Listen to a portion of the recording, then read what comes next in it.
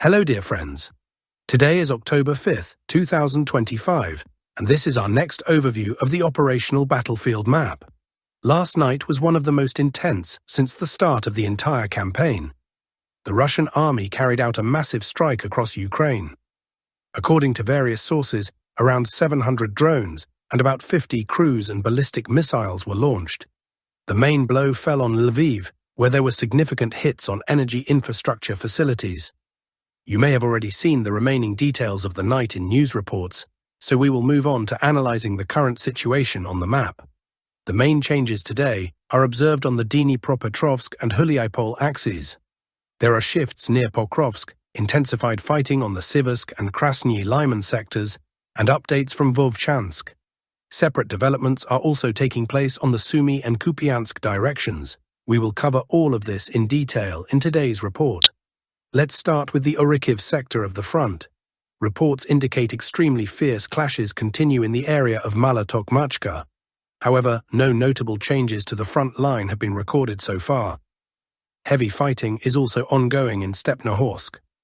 As is known, Russian forces had earlier advanced there and entrenched at several positions. A new video from this area arrived last evening, even though we didn't publish a map review that day. The footage shows Ukrainian forces striking Russian positions, yet no significant advance has been observed so far. There are also indications that Russian aviation struck enemy positions yesterday in the areas of Primorska, Hrihorivka, Veselyanka, and Ulivka. It is reported that UAV control hubs used actively by the Ukrainian armed forces in this sector may have been hit. Let me remind you that a large number of UAV crews and stations are concentrated here, hindering Russian movement in Stepnohorsk and regularly striking settlements along the front line, Shcherbaki, Mali Shcherbaki, Stepov, and Kupiansk. Overall, the situation on this axis remains without major changes. Now to the Huliaipol direction. Sources report that Russian forces have achieved gains near the settlement of Poltavka and may have taken its eastern part, which reaches the Yancha River. There is no official confirmation yet. Typically, such confirmations appear with a 1 to 2 day delay. If this information is verified, tomorrow we can expect the map to be updated in favor of Russian forces. Activity is also noted around Novohrihorivka. Data indicate that most of this settlement is under the control of Russian units. Earlier reports suggested the entire settlement had been taken, but confirmations so far are partial. The only reliably confirmed area under Russian control, the section marked in red, came under their control 2 days ago. New video evidence may emerge tomorrow, at which point changes will be reflected on the map. For now, strikes continue on Ukrainian positions in the areas of Novovasilivske, Novonikolayivka, Okhotniche, and Poltavka. Moving a bit farther north, mixed changes have been recorded here. Advances by both Russian and Ukrainian units. Near Verbov, Russian troops expanded their control zone south of the settlement, taking the area marked on the map. The advance amounts to about 1 kilometer, though the schematic currently shows 500 meters. As for Stepov, the Ukrainian side continues to deny the loss of the settlement, despite numerous videos from the scene. Russia's Ministry of Defense has officially stated that Stepov is under Russian control. The published footage shows positions previously held by Ukrainian forces. Today, additional video from the same area arrived, confirming Russian movement by roughly 2.5 kilometers. Thus, the information about control over Stepov has received further corroboration. In addition, Russian forces managed to advance north of the settlement of Beryozov. This sector is now fully controlled by the Russian armed forces. The advance has been recorded in the tree lines north of the settlement. Updates have also come from the areas of Sosnovka and Koroshe. Some sources say Ukrainian troops have retaken these settlements after a powerful counterattack. Moreover, Ukrainian units have pushed Russian forces back in the southwestern part of Novoselivka. The area shown in yellow on the map is currently under Ukrainian control. Recall that Russian forces had previously taken Sosnovka and Koroshe in full and then moved northwest, attacking Ukrainian positions in Aristopol. However, progress was not observed for a long time, and it now appears that heavy fighting was underway, likely allowing Ukraine to regain control of these areas. For the moment, this sector is marked in Ukraine's favor, but if the Russian side counterattacks and restores its positions, the map will be adjusted. So, today in this area, red indicates Russian gains, yellow indicates Ukrainian gains. Moving on, near Ivanivka, there has also been recorded progress by Russian forces. Videos from several locations confirm that new territory has come under Russian control. The advance is up to 700 meters. Earlier reports stated that Russian forces had crossed the Volkhya River and secured positions on the eastern outskirts of Ivanivka. Since then, video evidence of Russian presence has been appearing regularly, first from one area, then another, and today footage arrived from even closer to the center of the settlement. The advance continues, and at this moment the entire zone marked in red is under Russian control. If Russian troops manage to fully secure Ivanivka, routes will open toward Havrylivka and Podhavrylivka. At present, crossing the Volkhya River is impossible. Bridges have been destroyed, and any attempts to establish pontoon crossings are disrupted by FPV drone strikes. Therefore, taking Ivanivka is the key to further movement. It is also known that guided aerial bombs are already being used to strike Havrylivka. Now to the Pokrovsk axis. Heavy fighting continues on the western and southern outskirts of Pokrovsk. Fierce clashes are also reported around Novopavlivka, but the front line remains unchanged. Minor changes are noted near Krani Lyman. Earlier information suggested that Russian forces controlled most of the settlement and were moving from the south, bypassing Rodinsky to encircle it. However, official confirmations were lacking for a long time. Today, a report appeared of movement. On a specific section, forward Russian positions advanced roughly 300 meters deeper into the front line. This has already been visually confirmed. Moving further, on the Doorapilia salient, the situation remains extremely tense. Heavy fighting is underway around Novoshakov, Ivanivka, Nikonorivka, and Dorozhna. The Ukrainian side is actively counterattacking, trying to push Russian units back, while the Russian army is also pressing, assaulting fortified positions. Serious clashes are also ongoing near Velika Novosilka's broader area, specifically around Vladimirovka, Shakove, Sofiivka, and Toretske. Ukrainian troops are attempting to punch a corridor to link up with forces holding positions near Boykovka and Novotoretska. Their goal is to cut off Russian units operating on the Doorapilia salient. In turn, Russian elements are attacking Shakov and Vladimirovka from two directions, attempting to encircle the Ukrainian grouping. As a result, Ukrainian forces have found themselves in tactical pincers, yet they continue efforts to sever the Russian grouping on this sector. In the coming days, it will become clear who seizes the initiative. One thing is evident: significant shifts are brewing here that could markedly affect the overall configuration of the front. Now we move on to the Kostiantynivka direction. Fierce and persistent fighting continues there. The main clashes are taking place near Klebanbek and around the village of Pleshchivka. A fresh video from this sector shows strikes on Russian positions. According to Russian sources, their forces advanced by approximately 800 meters.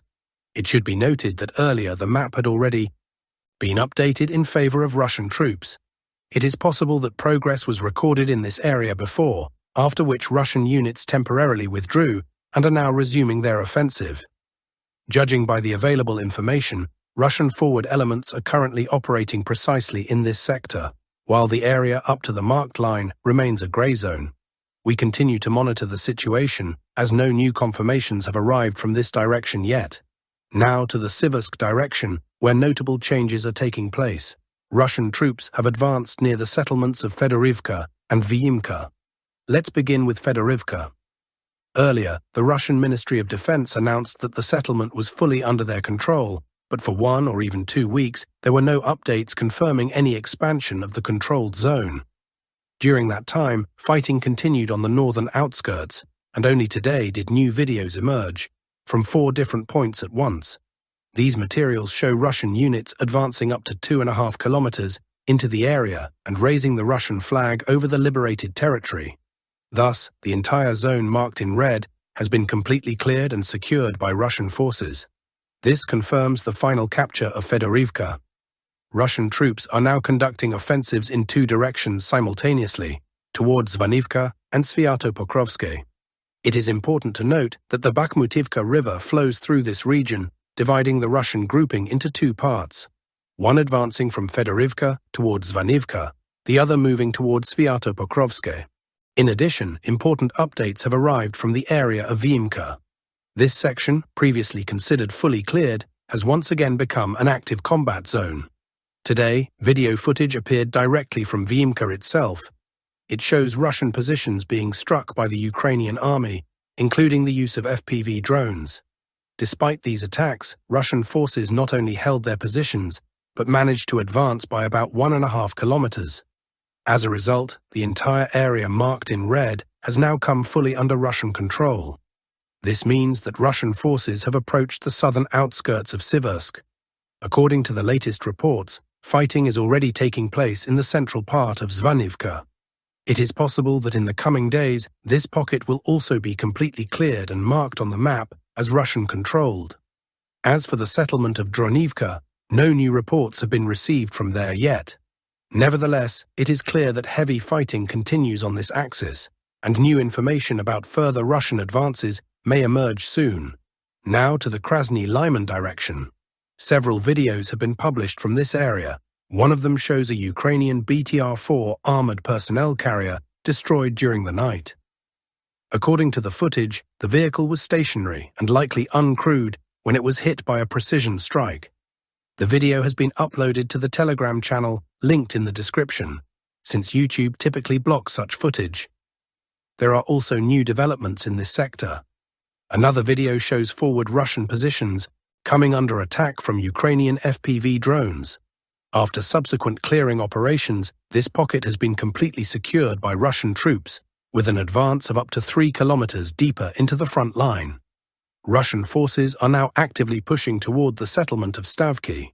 Recall that this area had already been struck earlier, and battles for Stavki are still ongoing. Further south, there are changes near the settlement of Shandriholov. Russian troops have expanded their control zone to the southwest and are moving toward Novoselivka. According to reports, Russian units are also engaged in fighting near Drobyshev, while Derelov is believed to already be under Russian control. Confirming materials may appear soon, after which updates will be reflected on the map. In summary, the Krani Lyman direction currently shows gradual but steady advances by Russian forces. Now turning to the Kupiansk direction. Reports from this sector remain contradictory.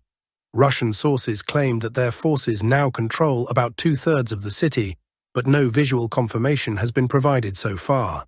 Similar claims surfaced several days ago, and even a week earlier, yet no verified progress has been shown.